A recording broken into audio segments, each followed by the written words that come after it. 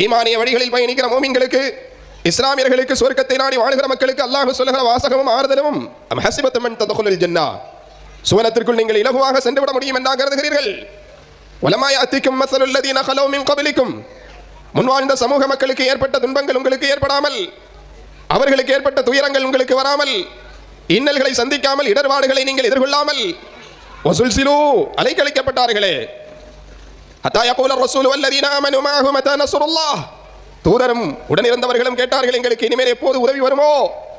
இவ்வளவு துயரங்களை, இவ்வளவு துன்பங்களை நாங்கள் தாங்கிக் கொண்ட, இவ்வளவு இடர்பாடுகளை நாங்கள் எதிர்கொள்ள வேண்டி இருக்கிறதே, எப்போதுதான் அல்லாஹ்வுடைய உதவி வருமோ?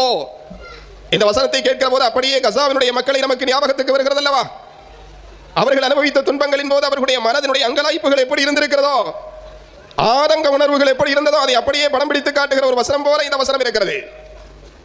சுவனத்தை ஆசிக்கக்கூடிய மக்களுடைய மனக்குமரல்கள், அவர்கள் எதிர்கொள்ளக்கூடிய துன்பங்கள், துயரங்கள், கஷ்டங்கள், இவைகள் எல்லாம் இப்படியானதாகத்தான் இருக்கும் என்பதை இறைவன் மேற்கோள் காட்டித்தான் இறைவன் இந்த வசனத்தை இறக்குகிறான்.